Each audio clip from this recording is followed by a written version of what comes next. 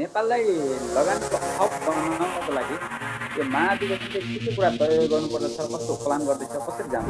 तपाईको चाहिँ धन नयाँ उद्योग धन्दा कल कारखाना खोल्नु त कता हो कता, भएको उद्योग धन्दा कल कारखाना जो सरकारी स्वामित्वमा थियो त्यो सबै बेचिदियो। यो भ्रष्टाचार, विकृति, विसङ्गति यिनै कारणहरूले गर्दा नै नेपालीहरू विदेशीमा बाध्य भएका हुन्। यो गलत ट्रेन बस्यो हो। छुट्टी भ्याकेसनमा जाँदाखेरि निकै हाइफाई लाइफ दिए जस्तो गर्ने, देखावटीपन गर्ने, अनि त्यसले गर्दा पनि कयौँ मान्छेहरू विदेशिएका छन् जस्तो चाहिँ म व्यक्तिगत रूपमा लाग्छ। हजुरहरूले चाहिँ के बुझ्नुभएको छ?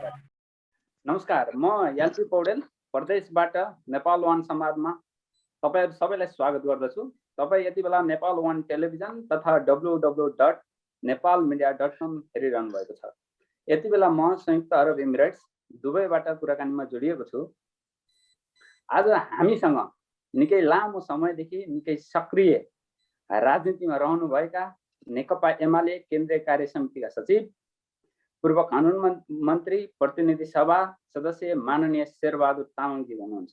आज उहाँसँग नेकपा एमाले को महाधिवेशनमा वैदेशिक रोजगारमा रहेका नेपालीहरूको पक्षमा नेकपा एमाले महाधिवेशनमा तय गरिनुपर्ने विषयवस्तु र सुशासनका सन्दर्भमा नेकपा एमाले निर्माण गर्नुपर्ने नीतिगत कुराकानीहरू गर्ने प्रयास गरिरहेका छौँ। म कार्यक्रममा उहाँलाई स्वागत गर्न चाहन्छु। तपाईलाई कार्यक्रममा स्वागत छ माननीयजी। हजुर नमस्कार। आराम हुनुहुन्छ?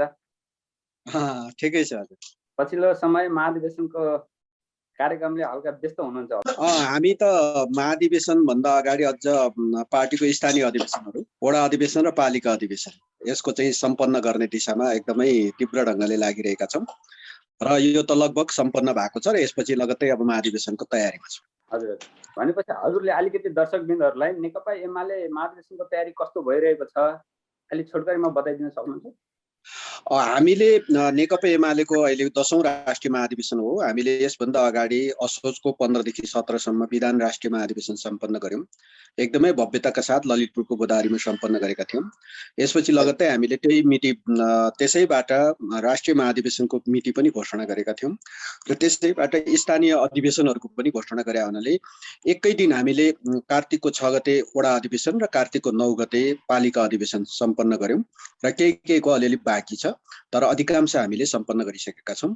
यसपछि लगत्तै हामी चाहिँ अब मङ्सिरको 10 देखि 12 सम्म चितवनमा राष्ट्रिय महाधिवेशन सुरु गर्छौं र त्यसको प्राविधिक पक्षहरू, त्यसको अन्य तयारी पक्षहरू सुरु भएको छ र यसमा चाहिँ हामीले खास गरी अहिले महाधिवेशनमा प्रतिनिधित्व गर्ने प्रतिनिधिहरूको बारेमा हामीले छलफल गरेका छौं र प्रतिनिधिहरू कसरी सहभागी हुन्छन् भन्ने कुराको र पार्टी सदस्यहरू मध्येबाट विभिन्न भूगोल र जनसंगठन हुँदै अनि प्रवासमा पनि रहेका सदस्यहरूको बीचबाट महाधिवेशनको प्रतिनिधि छनौट हुने व्यवस्था गरिएको छ। त्यसैले खास गरी खाडी मुलुकमा रहेका पार्टी सदस्यहरूको बीचबाट पनि हामीले महाधिवेशनको प्रतिनिधित्वको व्यवस्था गरिएको छ। माननीयज्यू, नेकपा एमाले महाधिवेशनका सन्दर्भमा अब हजुरले कस्तो प्रकारको दस्तावेज तयारी गर्दै हुनुहुन्छ? हामीले अब महाधिवेशनमा भन्दा पनि अब विधान महाधिवेशनमा दस्तावेजहरू चाहिँ हामीले विधान महाधिवेशनमा पारित गरेका हौं। पार्टी विधान, राजनीतिक प्रतिवेदन र संगठनात्मक प्रस्तावहरू चाहिँ हामीले विधान महाधिवेशनमै छलफल गरेर पारित गर्यौं र यद्यपि अब महाधिवेशनमा हामीले कतिपय संगठनात्मक कुरा मात्र होइन राजनीतिक प्रतिवेदनहरू पारित गरेर आगामी कार्यदिशा कस्तो हुन्छ र नेकपा एमाले 5 वर्ष कुन दृष्टिकोणको आधारमा अगाडि बढ्छ भन्ने कुराको बारेमा विधान महाधिवेशनमै छलफल गरिसकेको छ।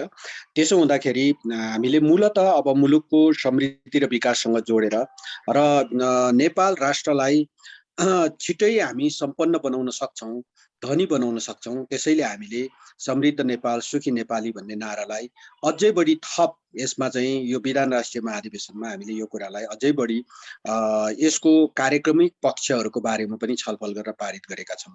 यस्तो हुँदाखेरि नेपालभित्रै रोजगारी सृजना हुने, नेपालभित्रै वास्तवमा हामीले चाहिँ आर्थिक उपार्जन पनि गर्ने कुराहरू पनि नेपालभित्रै हुन सक्ने भन्ने कुराको सन्दर्भमा हामीले व्यापक रूपमा छलफल गर्यौं। त्यसबाट केही दृष्टिकोणहरू तय भएको छ र नेकपा एमाले जो सरकार चलाइरहँदा पनि विदेशमा श्रम गरेर फर्केर आएका नेपालीहरूले राम्रो प्रपोजल उसले चाहिँ सरकारमा पेश गर्न सक्यो, कुनै कार्यक्रम पेश गर्न सक्यो भने उनीहरूलाई सहुलियतपूर्ण ऋण दिने व्यवस्था हामीले सरकार हुँदा पनि गरेकै हौँ। त्यसको मतलब हामीले के चाहिरहेका छौँ भन्दा नेपालभित्रै रोजगारी सिर्जना होस् र युवाहरूले नेपालभित्रै काम गरेर बाँच्न पाउने वातावरण बन्न सकोस्, न कि विदेशी भूमिमा गएर तरतर पसिना काटेर उसले श्रम गर्ने स्थिति नबनोस्। नेपालभित्रै चाहिँ आफ्नो आमा बुवासँग बसेर, आफ्नो छोराछोरीहरूसँग बसेर, आफ्नो श्रीमतीसँग बसेर यहीँ काम गरेर बाँच्ने वातावरण तयार हुन सकोस्, हाम्रो चाहना यो हो। र त्यसैले हामीले चाहिँ समृद्ध नेपाल सुखी नेपालीको नारा र त्यो नाराको पेसमा बसेर नेपालभित्रै रोजगारी सिर्जनाको कुरालाई हामीले प्राथमिकता दिएका छौँ। यो त दस्तावेज हामीले पारितै गरिसकेका छौँ र हामी चाहिँ अबको महाधिवेशन भने चाहिँ मूलत नेतृत्व चयनको महाधिवेशन हो। यो दस्तावेजको आधारमा पार्टी विधान र पार्टी दृष्टिकोणको आधारमा कस्तो नेतृत्व चाहिन्छ त र अबको नेतृत्व केन्द्रीय नेतृत्व कस्तो हुन्छ भन्ने कुराको बारेमा चाहिँ अब 10औं राष्ट्रिय महाधिवेशनले तय गर्ने हो। त्यसो भएको हुनाले अब मिडल इस्टबाट पनि प्रतिनिधिहरू हुनेछन् र 2 महिला 3 पुरुष सहितको 5 जनाको प्रतिनिधित्व हुने व्यवस्था त्यहाँ गरिएको छ। त्यसो भएको हुनाले त्यहाँबाट पनि प्रतिनिधि आउने व्यवस्था भएको हुनाले राष्ट्रिय महाधिवेशनमा नेतृत्व चयनमा अब त्यहाँका पनि पार्टी सदस्यहरूको बीचको चाहिँ सहभागिता हुन्छ। त्यसैले हामीले विभिन्न देशबाट जहाँ नेपालीहरू विदेशमा बस्छन्, जहाँ नेपाली त्यही तपाईँको चाहिँ नेकपा एमाले भन्ने हाम्रो नारा छ। त्यसो भएको हुनाले हामी नेपालीहरू विश्वको जुनसुकै कुनामा पुगे भए पनि हामीले त्यहाँ नेपालीहरूलाई सङ्गठित गर्ने व्यवस्था गरेका छौँ। र अझ अहिले चाहिँ हामीले खास गरी बाहिर रहेका नेपाली समुदाय जो चाहिँ पार्टीसँग जोडिन चाहन्छ, नेपालमा नेपालको गतिविधिहरू सुन्न चाहन्छन् र नेपालको बारेमा थाहा पाउन चाहन्छन्, उहाँहरूलाई लक्षित गरेर अहिले हुन त हामीले पार्टीको सिस्टमलाई अलिकति एमआइएस सिस्टममा डेभलप गरेका छौँ। पार्टीको एप्स डेभलप भएको छ। त त्यहाँभित्र पार्टीका सदस्यहरू जो विदेशी भूमिमा काम गर्न गएका छन् उहाँहरूलाई पनि पार्टीको सदस्यता सिस्टममा अपडेट हुने वा आफ्नो सदस्यता नवीकरण गर्ने सम्मका व्यवस्थाहरूलाई पनि हामीले त्यो सिस्टमबाट डेभलप गर्दैछौँ। र विदेशी भूमिमा काम गरिरहेका नेपाली दाजुभाइ दिदीबहिनीहरू पनि जो पार्टीको सदस्यहरू छन् उहाँहरूलाई चाहिँ त्यहीँ बसेर पार्टीको सिस्टमभित्र जोडिने र नेपालमा के काम के गतिविधि भइरहेको छ भन्ने कुराको बारेमा पनि डाइरेक्ट थाहा पाउने व्यवस्थालाई हामीले डेभलप गरिरहेका छौँ। त्यसरी हेर्दा अब महाधिवेशन हामीले 10 देखि जुन 12 मङ्सिरमा गर्दैछौँ, यसले एउटा महत्त्वपूर्ण सन्देश हामी के दिन्छौँ भने कि नेपालमा खास गरी नेकपा एमाले बोकेको नीति दृष्टिकोण र विचारहरूलाई नेपाली जनताले अझै थप मजबुतीका साथ समर्थन गर्नेछन् र हामी अब पुनः अब हुने निर्वाचनहरूमा नेकपा एमाले जनताको बीचबाट अनुमोदित भएर आउँछन् भन्ने कुराको चाहिँ एउटा पुनः पुष्टि हामीले चाहिँ यो महाधिवेशनबाट दिन चाहेका छौँ। धन्यवाद हजुरलाई। हजुरले भनिहाल्नुभयो विदेशमा गएका नेपालीहरू, नेपाली युवाहरू को बारेमा सरकारले हजुरहरू जस्तो व्यक्तित्व जो सरकारमा यत्रो लामो अनुभव पनि छ। मेरो अघिल्लो प्रश्न पनि यही थियो। यो पछिल्लो हाम्रो समयमा विदेशी नै युवाहरूको क्रम अति धेरै लामो, कतार अति धेरै लामो हामीले एयरपोर्टमा पनि देख्न सकिन्छ। झन्डै आजको खाका हेर्नुहुन्छ भने 80 लाखभन्दा माथि नेपाली युवा युवतीहरू सबै विदेशतिर आफ्नो भविष्यमा हिँडिरहेका छन्। उनीहरूले नेपालमै के गर्न पाए हुन्थ्यो भने हरेक 80 लाखमा हरेक मलाई लाग्छ हरेक मान्छेलाई नेपालमै के गर्न पाए हुन्थ्यो। नेपालमा हाम्रा राजनीतिज्ञहरू जो हजुरहरू नेतृत्व गर्ने ठाउँमा हुनुहुन्छ उहाँहरूले के वातावरण सिर्जना गरिदिएदेखि हामी नेपालमै गएर के गर्छौँ भन्ने म मात्रै नभएर म जस्ता लाखौँ युवाहरूको मनमा यो प्रश्न छ। तर पछिल्लो समय हाम्रो राजनीतिबाट के देखिरहेछ भनेदेखि रेमिट भित्रिँदा मात्रै विदेशीका युवाहरूलाई सम्झिने होइन भने नसम्झिने देखिरहेको छ। यसको बेलामा राजनीति तौरबाट हजुरले गर्न सक्ने अथवा पहल गर्नुपर्ने कुराहरू के छन् अथवा के गरिरहनु भएको छ हामी विदेशमा बसेका युवाहरूले देख्ने गरी यसो भनिदिनुहोस्। यसै चाहिँ अब एउटा मान्यता छ। हेर्नुहोस्, जस्तो हामी विदेशी भूमिमा काम गर्छौँ, अलिअलि ज्याला पाइन्छ भन्छौँ, हामी नारा पनि लाउँछौँ, कहिलेकाहीँ भन्छौँ। हामी विदेशमा बस्ने दाजुभाइले पनि भनिरहेको छ मुलुक के गरेछ र तिमीहरूले, रेमिटेन्सले धानेको मुलुक भन्छौँ क्या हामी। तर रेमिटेन्सको पैसा मुलुकमा बसेन, यो सत्य कुरा हो। तपाईहरूले विदेशबाट कमाएर पठाइदिनुहुन्छ, नेपालमा आउँछ, अलिअलि आउँछ। तर नेपालमा बस्ने आफ्ना सन्तानले, आफ्ना आमा बुवाले, आफ्ना मिसेसले होइन खर्च गर्ने, किनेर खाने चिज, लगाउने कपडादेखि लिएर भान्सामा प्रयोग गर्ने भाँडाकुँडादेखि लिएर फलफुलदेखि लिएर कुनै पनि चिज नेपालमा उत्पादन भएको छैन। त्यो चिज त विदेशी भूमि उत्पादन भएको छ र तपाईँले पैसा पठाइदिनुहुन्छ, पैसा घुमेर फेरि त्यतै आइरहेको छ। र कहिलेकाहीँ अब तपाईँले पठाइदिएको अथवा त्यहाँ अरबबाट कमाएको पैसा अरबमै पुगिरहेको छ। किन भन्दा नेपालमा आए पछाडि अब यस्तो वातावरण त अब राजनीतिक तौरले सिर्जना गरिदिनु पर्ने हो। त्यसैले म अलिकति यसको मान्यता, म यसको अलिकति सैद्धान्तिक कुरा अलिक गर्न खोजेको कि कोही युवा अब अरबमा गएर काम गर्यो, फर्केर आएपछि नेपालमा कहिलेकाहीँ अब मोटरसाइकल चढ्ला, तेल खर्च हुन्छ, पेट्रोल चलाए बापत पेट्रोलको पैसा त अरबमै पुग्यो। त्यसले घुमिफिरी रेमिटेन्सबाट आएको पैसा विदेशमै गयो। त्यसैले नेपाल भूमिमै बसेर कसैले काम गर्छ भने राष्ट्रले दुईटा फाइदा गर्छ। एउटा फाइदा के गर्छ? निर्माण मुलुककै हुन्छ, निर्माण यो मुलुककै भयो, राष्ट्रको मुलुकको निर्माण भयो। अर्को जो मुलुकमै बसेर काम गर्छ उसले जुन तपाईँको चाहिँ उसले जे आम्दानी गर्छ त्यो आम्दानी मुलुकमै बस्यो। दुईटा फाइदा गर्छ राष्ट्र। तर विदेशी भूमिमा काम गर्यो भने निर्माण विदेशको भयो। अरबमा गएर काम गर्ने हाम्रा नेपाली दाजुभाइले अरबको समृद्धि ठडिँदैछ, नेपालको त ठडिँदै छैन। त्यस बापत अलिकति केही उसले पारिश्रमिक पायो, पारिश्रमिक पायो, नेपालमा आउँछ, नेपालमा त्यो पारिश्रमिक टिकेन, त्यो नेपालबाट फेरि विदेशी भूमिमै फर्केर गयो। त्यसैले यो मान्यतालाई ख्याल गर्ने हो भने हामी मुलुकमै बस्नु जरुरी छ र मुलुकमै काम गर्नु जरुरी छ। हो, यसको लागि मुलुकको राजनीतिक दलहरू र सरकारले विशेष प्रोग्राम बनाउनु जरुरी छ। र नेकपा एमाले राष्ट्रिय महाधिवेशन मार्फत, आफ्नो दस्तावेज मार्फत के हामीले भन्यौं कि रोजगारी सिर्जना गर्छौं। त्यसैले अहिले हामीले सरकार चलाउँदाखेरि, केपी ओली प्रधानमन्त्री हुँदाखेरि हामीले के गर्यौं भन्दाखेरि विदेशी भूमिमा अथवा विदेशबाट रिटर्नी माइग्रेन्ट जो चाहिँ काम गरेर नेपालमा फर्किन्छ उनीहरूको लागि स्वदेशमै बसेर स्वरोजगार हुन सकोस् भनेर प्याकेज प्रोग्रामहरू सञ्चालन गर्यौं। हो, हामीले एउटा आँट चाहिँ गर्नै पर्छ कि केही गर्नु छ भने जस्तो सुकै काम भए पनि नेपालमै गर्छु भन्ने आँट चाहिँ गर्नु जरुरी छ।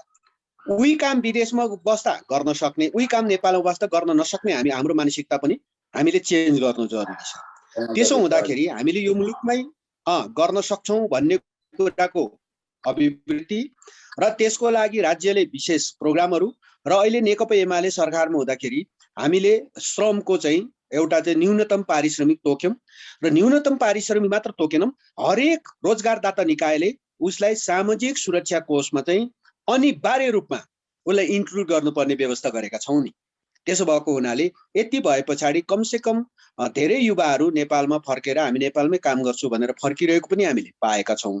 अझै पनि फेरि दुःख लाग्दो कुरा के छ भने धेरै युवाहरू अझै पनि एयरपोर्टमा लाइन लागेको देखिन्छ, विदेशमा जाने देखिन्छ।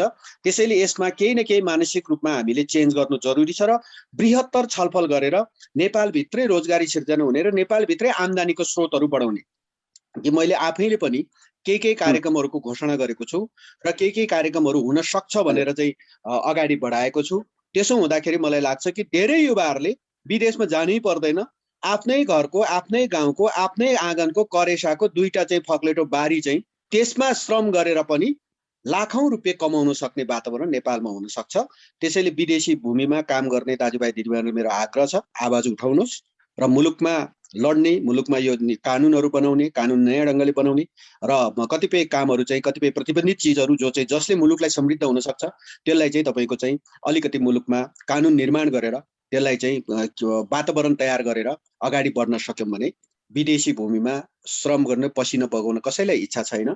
त्यसो भएको हुनाले स्वदेशमै केही गरौं भन्ने भावनाको जागृत गराउनले हामी सबै लाग्नुपर्ने देखिन्छ। अब यो पछिल्लो समयमा सर हामीले सुखी नेपाली, समृद्ध नेपाल भनेर नारा लगाइरहँदा सुशासनका सन्दर्भमा यो भ्रष्टाचार रहित समाजको निर्माण गर्दछौं भनेर शून्य सहनशीलताको नीति अख्तियार गर्ने गरी काम गरिरहेको भनिएको छ। तर हामीहरूकै राजनीतिज्ञहरू, लिडरहरू जो एकदम सक्रिय भूमिका रहनु भएको छ, नाम लिएरै भन्नुपर्दा अब हाम्रो गोकुल बास्कोटा जस्तो नेता जसलाई 70 करोडको भ्रष्टाचारको आरोप लाग्छ, त्यो अझै कयौं अरू पनि हुनुहुन्छ। यस्ता व्यक्तिहरू भइरहँदा, यस्तो आरोप लगाइरहँदा हामी जस्तो बाहिर बसेका व्यक्तिहरूले कसरी आश्वासन भएर, आश्वन्न भएर कसरी हामी नेपाल फर्केर अनि हामीले काम गर्दाखेरि हामीले केही फल पाउँछौं, हामी कुनै ठाउँमा पुग्छौं अथवा हामीले प्रगति गर्न सक्छौं भनेर विदेशमा बसेका म जस्ता अरू लाखौं युवाहरूले कसरी चाहिँ हामी विश्वास गरेर कसरी फर्किने, त्यो वातावरण कसरी सिर्जना हुन्छ? अब एकदमै ठिक छ। तपाईँ जसरी विदेशमा बस्ने धेरै युवाहरू जो चाहिँ अब बाध्यताले आफ्नो मुलुकमै बसेर आफ्नै घर परिवारसँग बसेर हाँसी खेली गरेर हुर्कौँ बसौँ यी काम गरौँ कतिको चाहना हुँदो होला, तर बाध्यता छ, हामी विदेशमा गएर काम गर्नु परिरहेको छ। त्यसैले यो कुरालाई अन्त्य गर्न तपाईहरुले जसरी सोचिराख्नु भएको छ यस हामी पनि सोचिरहेका छौँ। त्यसैले मैले दुईटा कुरा देख्छु यहाँ एकदम चाहिँ हामी कहिलेकाहीँ प्रधानमन्त्रीले भाषण लाइरहेको सुन्छौँ, हामी शून्य सहनशीलता भ्रष्टाचारको भनिरहेको देखिन्छ, कहिलेकाहीँ मन्त्रीजीहरू बोलिरहेको देखिन्छ। यसरी हुँदैन, बोलेर हुँदैन। त्यसैले मैले कामै गरेर देखाउँ भनेर म आफू कानुन मन्त्री हुँदाखेरि सबै राजकीय पदमा बसेकाहरू, सार्वजनिक पद धारण गरेका मान्छेहरू, इभन तपाईको चाहिँ अदालतका होस् कि न्यायाधीश होस् कि कर्मचारी प्रशासन होस् कि राजनीतिक फिल्डका होस् कि जोसुकै होस्, यदि सार्वजनिक पदमा छ भने उसका सम्पत्ति विवरण सार्वजनिक गरौँ र राज्यलाई कर तिरेर कमाएको छ भने वैध सम्पत्ति हो र सार्वजनिक गरिसके पछाडि उसले चाहिँ राज्यलाई कर नतिरिकन कुनै अवैध आर्जन गरेको छ भने त्यो जफत हुन्छ, कारबाहीको विषय बन्छ। मतलब यो हिसाबले जाउँ र कानुनमा संशोधन गरौँ भनेर स्टेप बढाएकै हो, तर अहिलेसम्म सफल हुन सकेको छैन। र अर्को एउटा पनि मान्यता छ, खास गरी हामीले यसरी सार्वजनिक सम्पत्ति विवरण सार्वजनिक गर्ने कुरा गरिरहँदाखेरि अर्को तपाईले जुन एउटा नेतैको चाहिँ नाम लिएर तपाईले भन्नुभयो, यस्ता कतिपय चिजहरू हुन्छ मुलुकमा, खरिदहरू हुन्छ, ठुल्ठुलो खरिद हुन्छ, कहिले प्लेन खरिदको बारेमा चर्चा चल्छ, कहिले अर्कै केही खरिदको बारेमा चर्चा चल्छ, ठुल्ठुला तपाईको चाहिँ ठेक्का पट्टामा चाहिँ त्यो चर्चा चल्छ नि, त्यहाँ भ्रष्टाचार भयो, यस्तो भयो उस्तो भयो भन्छौँ नि हामी। हो, यसको अन्त्यको लागि मैले त्यसैले कानुन मन्त्रालय सम्हाल्दाखेरि अलि त्यस कारणले पनि अलि बढी मान्छेको आँखामा तारो बन्यो होला, मान्छेको आँखामा चाहिँ म बिजाएँ होला। त्यसले मैले के भनेको थिएँ भन्दा हरेक खरिदमा कमिसन हुन्छ, हरेक खरिदमा कमिसन हुन्छ, कमिसन कानुन बनाउनु पर्छ, कमिसन कानुन बनाएर तपाईले चाहिँ त्यो राज्य कोषमा दाखिला गर्ने व्यवस्था गर्यौं भने व्यक्तिले डिलिङ गर्नै पर्दैन, व्यक्तिले डिलिङ गरेर चाहिँ यति र उति भन्नै पर्दैन।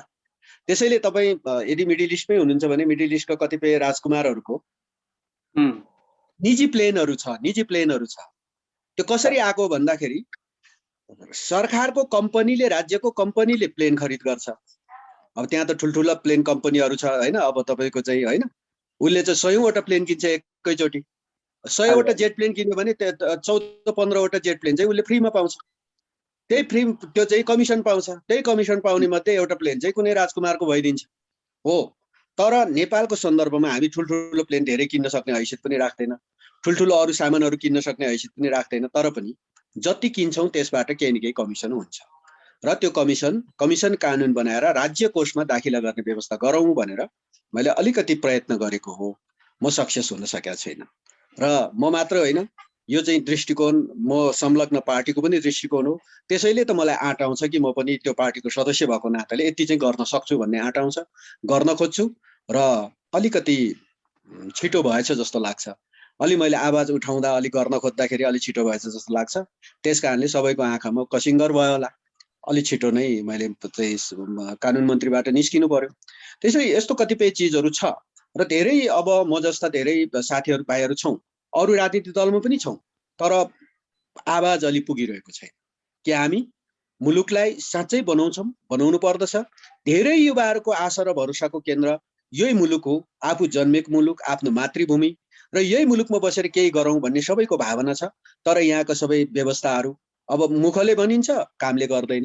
भ्रष्टाचार बढ्या छ, अहिले पनि भ्रष्टाचार एकदमै बढ्या छ, तर पनि यो सबै चिजलाई अन्त्य गर्न मुखले भनेर हुँदैन, कानुन जरुरी छ र कानुनको चाहिँ तपाईको चाहिँ संशोधन वा नयाँ कानुनको निर्माण जरुरी छ। यसो भएपछि मात्रै अब भ्रष्टाचारको अन्त्य हुन्छ र भ्रष्टाचार अन्त्य हुनु भनेको देशमा रोजगारी सिर्जना हुन्छ, रोजगारी सिर्जना हुनु भनेको युवाहरू पासपोर्ट हरियो पासपोर्ट च्यापेर विदेशमा जानु पर्दैन, स्वदेश भित्रै बसेर काम गर्छन् र उनीहरूले चाहिँ स्वदेशमै आफ्नो रोजगारी चाहिँ प्राप्त गर्छन्, आफ्नो चाहिँ घर परिवारसँग, आफ्नो श्रीमतीसँग, आफ्नो बालबच्चासँग हाँसी खुसीसँग यही मुलुकमा बसेर केही गरेर आफ्नो जीवन गुजारा गर्न सक्ने वातावरण तयार हुन्छ।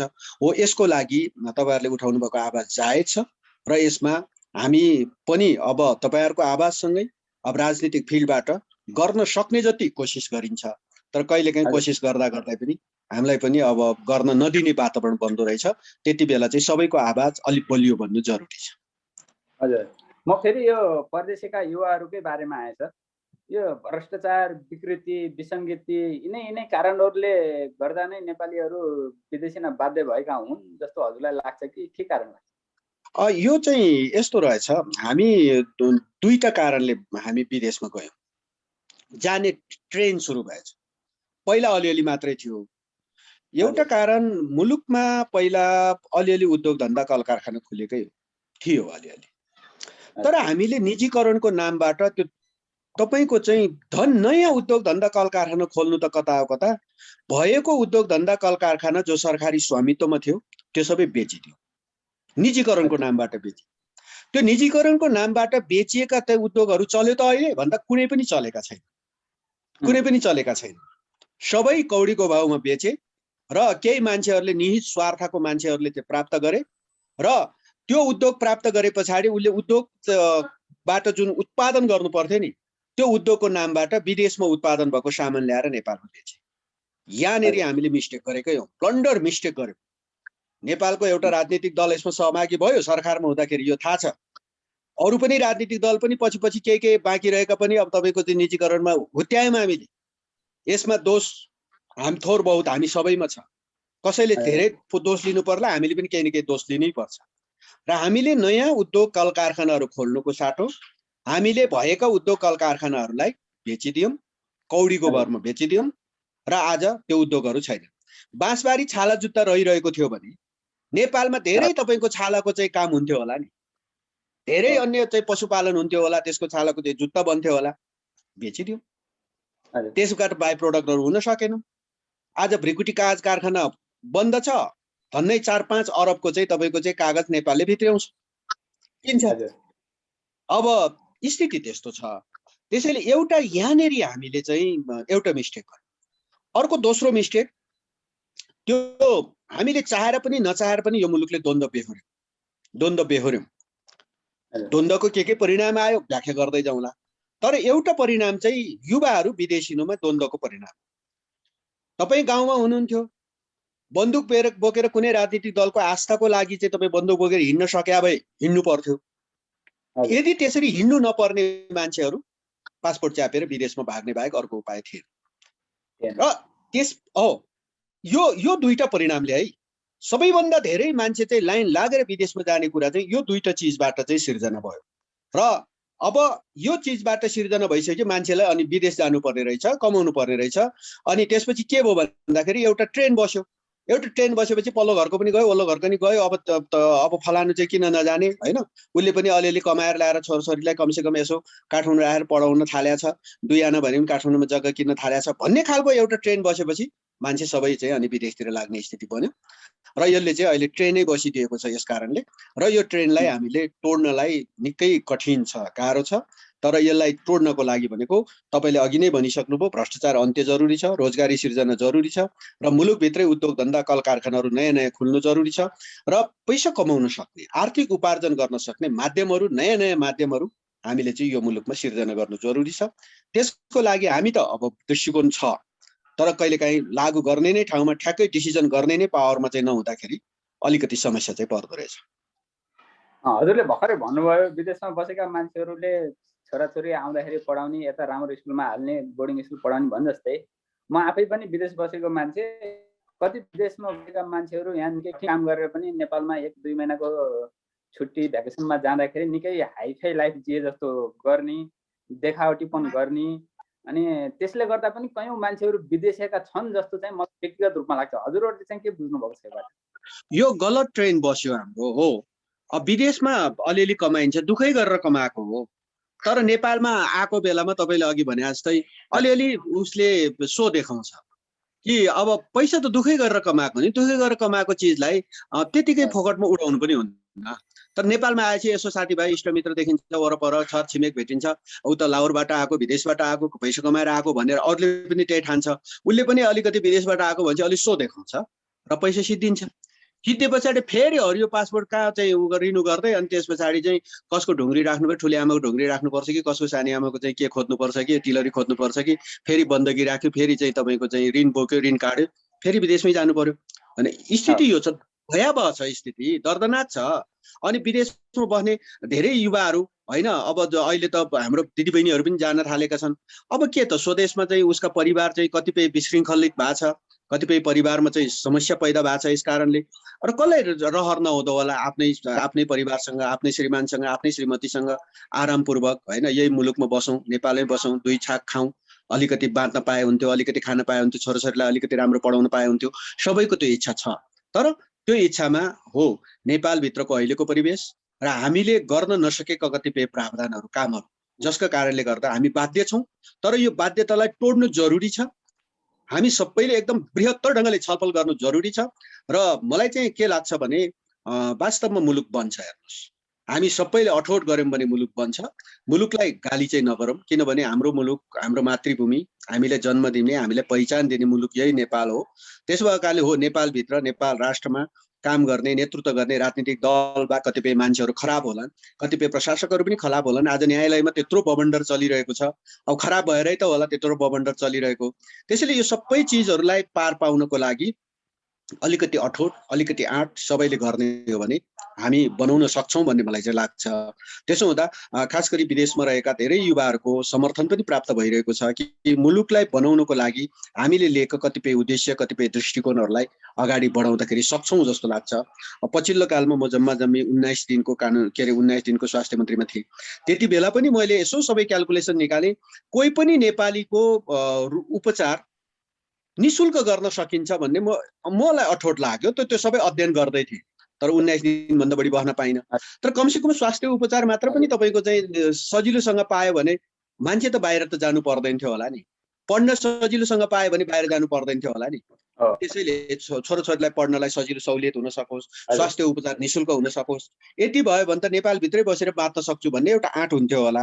र यस्ता धेरै कार्यक्रमहरू हामी लागू गर्न सक्छौँ। त्यसमा तपाईँहरूको खास गरी विदेशमा बस्ने नेपाली युवाहरूको साथ जरुरी छ र हामी मुलुक बनाउँछौँ। म एकपल्ट फेरि एमाले महाधिवेशनकै सन्दर्भमा जोडिन चाहन्छु। नेपाललाई लगानीको हब बनाउनको लागि यो महाधिवेशनले के कुरा तय गर्नुपर्दछ, कस्तो प्लान गर्दैछ, कसरी जाँदैछ? अब हामीले चाहिँ खास गरी नेपाल जनसङ्ख्या अलिक कमै हो नेपालको। अहिले क्लाइमेट चेन्जको कारणले हामीलाई धेरै ठुलो डिजास्टरहरूको मारमा पनि हामी परिरहेका छौँ। त्यसैले हामीले चाहिँ के चाहिरहेका छौँ भन्दा अलि तुलनात्मक रूपमा यहाँ चाहिँ त्यो सम्बन्धी लगानीलाई गरेर अलि नेपाल चाहिँ कस्तो छ भने चीन र भारतको एउटा बीचमा भएको हुनाले विशाल राष्ट्र चीन उत्तरतिर छ, विशाल राष्ट्र भारततिर छ, त्यसको जनसङ्ख्या धेरै ठुल्ठुलो जनसङ्ख्या छ। हो नेपालमा उत्पादन गर्ने र नेपालको उत्पादित सामग्रीहरू दुईटा मुलुकमा चाहिँ पठाउने खालको वातावरण तयार गर्न सकिन्छ भनेर नेपालमा अलि प्रशासनमा, अलि राजनीतिक दलमा, शीर्ष तहले बुझ्नु जरुरी छ। हामी जतिकोले बुझेर अलि हुँदैन रहेछ। हामी त भन्छौँ आवाज राख्छौँ र त्यस्तो स्थिति बनाउन सक्यो र नेपालमा तपाईँको चाहिँ अलि कसैले पनि उद्योग धन्दा कल कारखाना खोल्दाखेरि सहुलियत। यहाँ त अब कसैले खोल्न भनेर चाहिँ कसैले फाइल अगाडि बढायो भने टेबुलै पछि तपाईँले केही नचढाइकन उसको फाइलै अगाडि बढ्दैन। अनि त्यो कुरालाई अन्त्य नगरिकन त यहाँ त कसैले पनि फाइल बढाउनेवाला छैन, कसैले उद्योग खोल्नेवाला छैन। कसैले केही उद्योग खोल्न थाल्यो भने त्यो त्यसबाट मैले सही गरे बापत, मैले रातो मसीले चाहिँ त्यहाँ सदर गरिदिए बापत मलाई कति प्राप्त हुन्छ भनेर बस्ने किरोहरू छ यहाँ। त्यसैले त्यस्तो सबै त तपाईँको चाहिँ खाने किराहरूलाई नफालिकन त त्यो त कोही आउनेवाला छैन। त्यसैले कसैले पनि केही खोल्दाखेरि, केही अगाडि बढाउन खोज्दाखेरि त्यसको चाहिँ ग्यारेन्टी, त्यसको सुनिश्चितता र त्यसलाई सजिलै ढङ्गले खोल्ने खालको वातावरण बन्नु जरुरी छ। त्यसको लागि चाहिँ खास गरी अलिकति राजनीतिक तहमा, अलि प्रशासनिक तहमा अलि चेन्ज र अलि नयाँ ढङ्गले सोच्ने स्थिति बनेन भने लगानीको हब बन्न सक्दैन। त्यसैले लगानीको हब बनाउनको लागि वातावरणै जरुरी छ र हामी आफै प्लेकार्ड बोकेर हुँदैन भन्न थाल्छौँ। एउटा कुनै कारखाना खोल्न थाल्यो भने त्यहाँ 2-4 जना अर्को उफारिहाल्छौँ प्लेकार्ड बोकेर आफ्नो निज स्वार्थको लागि। मलाई त्यसबाट त्यहाँ जागिर पाउँछु कि पाउँदैन, मैले त्यहाँनिर चाहिँ काम पाउँछु कि पाउँदैन भने प्लेकार्ड बोकेर विरोध गर्न थालिहाल्छौँ हामी। त्यसमाले यो कुरालाई अलिकति चाहिँ हामीले संयमतापूर्वक त्यस्ता धेरै कार्यक्रमहरू जस्तो कतै चाहिँ विद्युत पावर हाउस बनाउन थालेछौँ भने त्यही हामी प्लेकार्ड बोकिहाल्छौँ, कतै बाटो खन्न थाल्यौँ त्यही प्लेकार्ड बोकिहाल्छौँ। यस्ता कतिपय चिजहरूलाई हामीले अलिक गहन ढङ्गले सोचेर सबैले है, यसमा फेरि 1-2 जना, कोही एउटा पार्टी, दुईटा पार्टी, एउटा नेता, दुईटा नेता लागेर सम्भव छैन। सम्पूर्ण नेपाली जनताले आफूमा रहेको माइन्डसेटलाई अलिकति सकारात्मक ढङ्गले सोच्नु जरुरी छ। त्यसो भयो भने लगानीको हब बन्छ र हामी नेकपा एमाले पनि त्यही ढङ्गले सोच्छौँ कि हामी वास्तवमा यो मुलुकलाई बनाउन सक्छौँ भन्ने बुझ्दछौँ, बनाउनु पर्दछ भन्ने पनि थाहा छ र त्यसको लागि कतिपय नीतिगत सुधारहरू गर्नुपर्छ भने हामीले हाम्रो महाधिवेशनहरूमा छलफल गरेर त्यसका नीतिगत सुधारको लागि पनि छलफल गर्छौँ।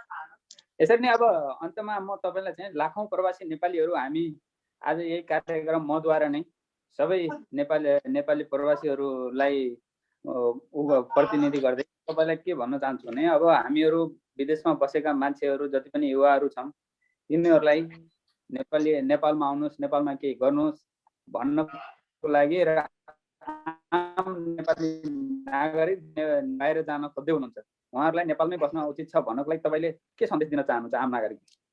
अब मैले अघि नै त्यसैले अलिकति सैद्धान्तिक कुरा पनि गरेँ कि नेपालमै बसेर काम गर्यौँ भने हामी दुईटा फाइदामा हुन्छौँ। पहिलो कुरा नेपालको निर्माण सुरु हुन्छ, अर्को दोस्रो कुरा आफू पनि परिवारसँगै बसेर आर्जन गर्छौँ। यति कुरा बुझौँ। त्यसो भएको हुनाले नेपालभित्र अब केही वातावरण बनिरहेको छ कि काम गर्नको लागि कोही विदेशी भूमिमा काम गरेर फर्केकाहरूले पनि केही प्रपोजल पेश गर्यो भने काम गर्न पाउने, अब एकदम सस्तोमा चाहिँ लोन पाउने व्यवस्था सुरु भएको छ।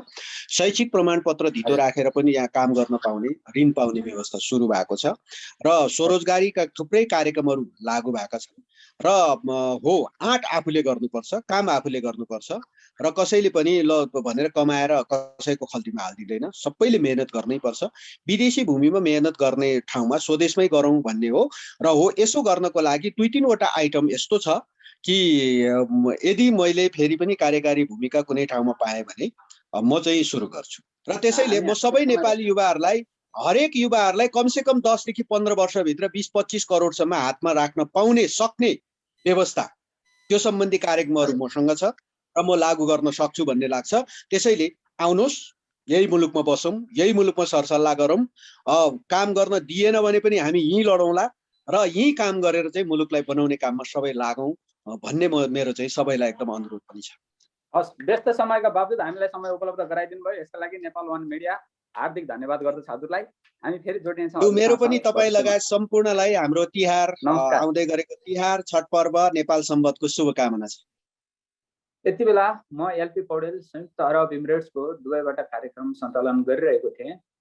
एमालेको आसन्न महाधिवेशनसँग सम्बन्धित रहेर आज मैले एमाले सचिव, पूर्व कानुन मन्त्री तथा प्रतिनिधि सभा सदस्य माननीय शेरबहादुर तामाङसँग कुराकानी गरेँ।